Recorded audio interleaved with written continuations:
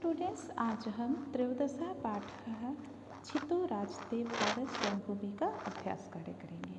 यहाँ पर देखिए आपका पहला क्वेश्चन है, प्रश्नानाम उत्तराणि एक पदेन लिखत। प्रश्नों के उत्तर को एक पद में लिखिए।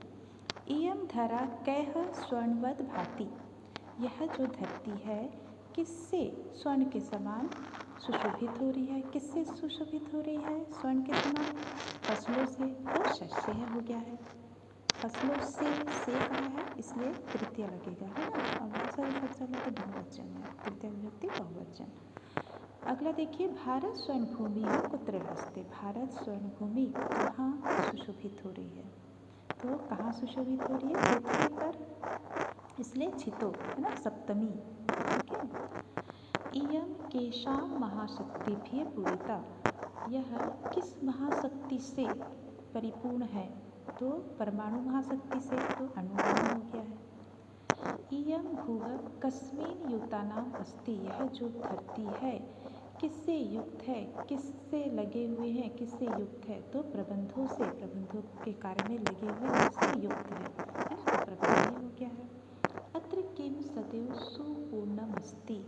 यहाँ पर हमेशा किससे संपन्न है? यह जो धरती है वो किससे संपन्न है? हमेशा से किससे संपन्न होती है? खाद्य भांडार से, तो खाद्यान्न भांडार हो गया है। अगला आपका क्वेश्चन है, समानार्थक पाठार्थ चित्वा लिखत। समानार्थक जो है वो पाठ से चुन के लिखने हैं। तो पृथ्व्याम, यहाँ पर देखिए जो आपको फिलअप से आपको ऑप्शन दे दिया गया है, तो यहाँ से आपको लिखना है। तो पृथ्व्याम माने पृथ्वी होती है, तो पृथ्वी मतलब यहाँ पर देखिए तीनों में ये छितो का मतलब होता है पृथ्वी, तो छितो हो जाएगा।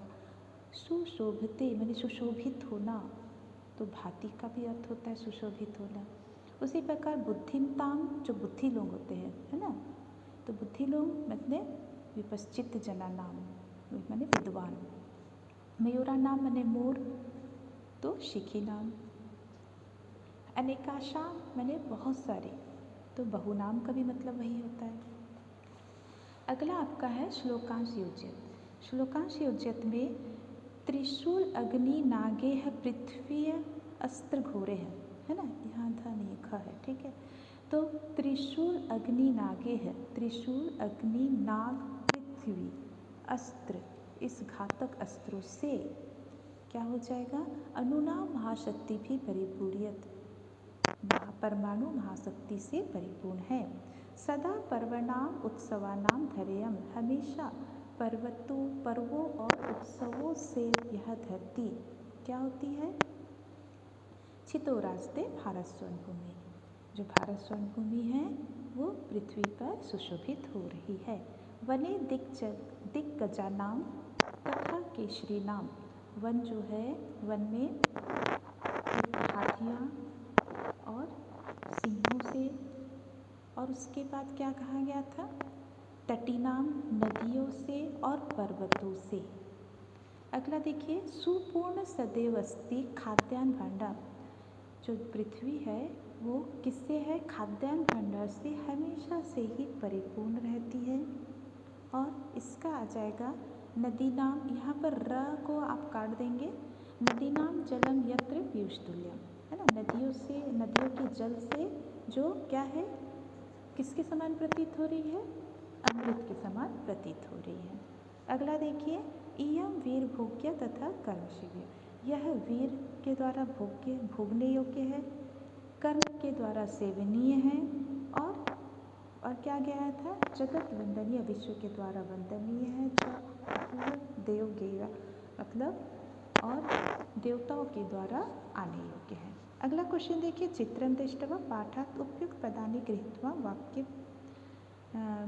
वाक्य पूर्ति कुरुत। यहाँ पर आपको चित्रों को देखकर, ठीक है, ये जो है चित्र को देखकर आपको मंजूषा दिया है, आपको वहाँ से छाट के लिखना है। अस्मिन् चित्रे एका डैश वर्तते। इस चित्र में हमको क्या दिखाई दे रहा है? नदी दिख रहा है, तो नदी हो गया है। नदी डैश निसरती, नदी कहाँ से निकल रही है? पर्वत से, तो पर्वतात् हो गया। अगला आपका देखिए, यहाँ पर देखिए अगला है, यहाँ पर मंजूषा नहीं दिया है ना, आपको अपने से लिखना है, ठीक है। नद्याः जलम डैश भवति, नदी का जल क्या होता है, ठंडा होता है, तो शीतलम भवति। डैश शस्य सेचनम भवति, और जो फसल है किससे सिंचित होते हैं, नदी के जल से, तो नदी जलेन। भारतः डैश भूमि अस्ति, भारत कैसी भूमि है, किसानों की भूमि है, तो कृषि का नाम। अगला है चित्रम दृष्ट्वा मंजूषातः, यहाँ पर मंजूषा दिया है ना। उपयुक्त पदानि गृहीत्वा वाक्य पूर्ति कुरुत, आपको उपयुक्त शब्दों को लेकर वाक्यों की पूर्ति करनी है। जैसे आपके पिक्चर में दिया है, पिक्चर को देख के आपको उस अनुसार वाक्यों की पूर्ति करनी है। अब यहाँ पर देखिए आपके पूरे क्वेश्चंस दिख रहे हैं। अस्मिन् चित्रे, इस चित्र में डैश दृश्यते, इस चित्र में अस्त्राणि दृश्यन्ते, अस्त्र दिखाई दे रहे हैं।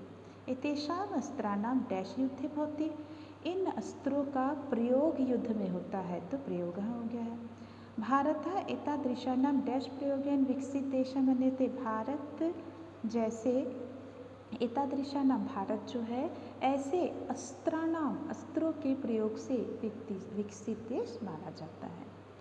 अत्र परमाणु शक्ति प्रयोग अपि डैश, यह परमाणु शक्ति के प्रयोग से भी है, यहाँ पर परमाणु शक्ति का भी प्रयोग होता है, ठीक है, होता है, भवति हो गया। आधुनिक अस्त्र है डैश असमान शत्रुभ्य रक्षन्ति, आधुनिक अस्त्र सैनिकों से हमें शत्रु से रक्षा की जाती है ना। उपग्रहाणां सहायतया बहुनि कार्याणि भवन्ति, उपग्रहों की सहायता से बहुत से कार्य होते हैं। अगला आपका पूरा सेंटेंस बनाना है, ठीक है। यहाँ पर देखिए चित्रम दृष्ट्वा संस्कृते पंचवाक्यानि लिखा, चित्र को देखकर संस्कृत में 5 वाक्य लिखने हैं। तो एषः दीपावल्याः पर्वः अस्ति, यह दीपावली का पर्व है। माता दीपान प्रज्वलति, माता जो है दीप जला रही हैं। मम भगिनी तस्याः सहायतां करोति, मेरी बहन उनकी सहायता करती है। अहम नूतन परिधानम धारयामि, मैं नए वस्त्र पहनी हूँ। एषः उल्लासस्य पर्व अस्ति, यह उल्लास का, खुशी का पर्व है। इसके नीचे और एक पिक्चर बना हुआ है, चित्रम दृष्ट्वा संस्कृते पंचवाक्यानि लिखत, और ये रक्षाबंधन का दृश्य दिखाई दे रहा है। तो यहाँ पर देखिए आपका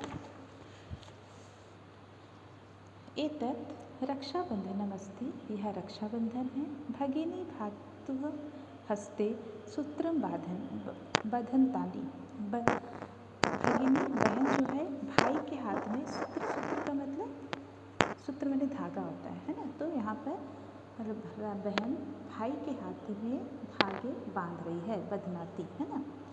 एषः स्नेहस्य पर्व अस्ति, यह स्नेह का, प्रेम का पर्व है। भ्राता भगिन्यै रूप्यकाणि यच्छति, जो भाई है बहन को रुपए देता है। अस्मिन् चित्रे एका स्थालिका दृश्यते, इस चित्र में एक थाली दिखाई दे रहा है। अगला भी यहाँ पर पिक्चर बना हुआ है। और अत्र चित्रं दृष्ट्वा संस्कृत भाषया पंचवाक्येषु प्रकृतेः वर्णनं कुरुत।